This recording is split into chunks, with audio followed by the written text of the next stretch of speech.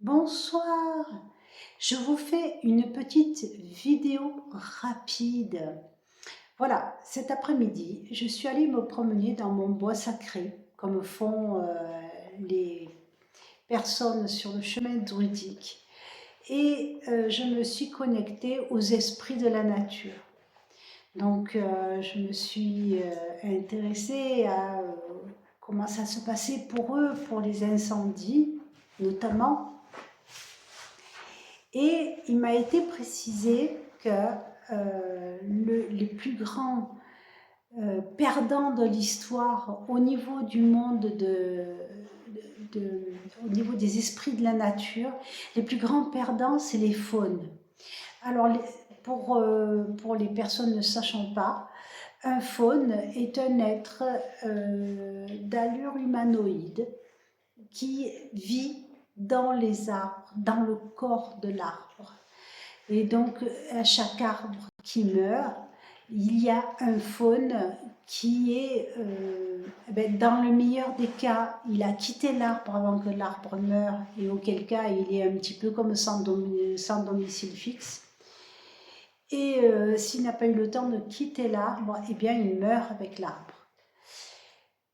Et bien là, il y a énormément de faunes qui ont pu quitter les arbres avant que ceux-ci ne soient trop endommagés pour les abriter ou qu'ils meurent.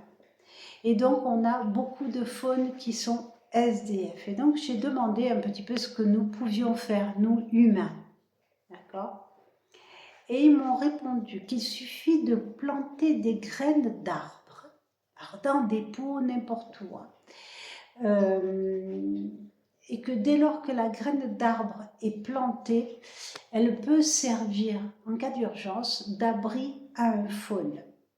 Alors c'est sûr que c'est inconfortable pour eux, parce qu'une graine c'est petite, d'accord? Bon, sachant que la matière, quelque part, la matière est extensible à leur niveau. C'est un peu compliqué à expliquer, mais voilà, je sais que je vais passer pour une dingo, mais c'est pas grave. Ceux qui me prennent pour une dingo, ben, c'est bien si j'ai égayé votre journée. Ceux qui connaissent un petit peu les esprits de la nature comprendront que je transmets véritablement un message. Et donc, ce que vous pouvez faire, c'est planter des graines, n'importe lesquelles. Vous trouvez une pile de pain, il reste 4 graines dedans. Allez, eh bien, vous faites des petits trous dans la terre et vous mettez les graines dans la terre. Et elles seront peut-être longues à pousser, mais peu importe. Elles vont pouvoir servir de refuge à un faune qui va soit attendre que l'arbre grandisse, bon, c'est peu probable puisque eh bien, c'est très long, soit faire attendre de trouver un arbre qui soit en capacité à le recevoir. Et comme les distances n'existent pas pour eux, en fait, ils peuvent très bien se véhiculer jusqu'à des arbres, c'est-à-dire que quand vous plantez la graine, vous dites aux faunes alentours de dire aux faunes, transmettez aux faunes, dites, il y a ici des arbres disponibles. Voilà.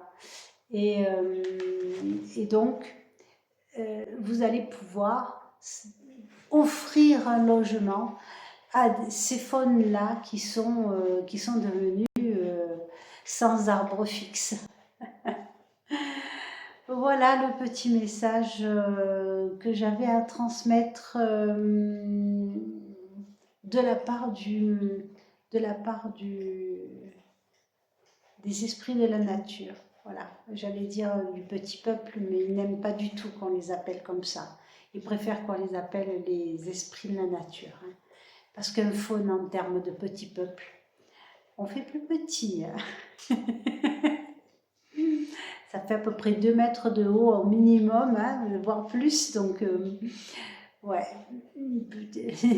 petit peuple, pas trop. Hein.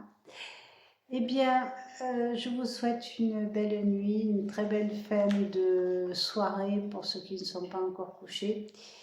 Et n'hésitez pas à me solliciter, à me poser des questions, je vous répondrai très volontiers. Au revoir.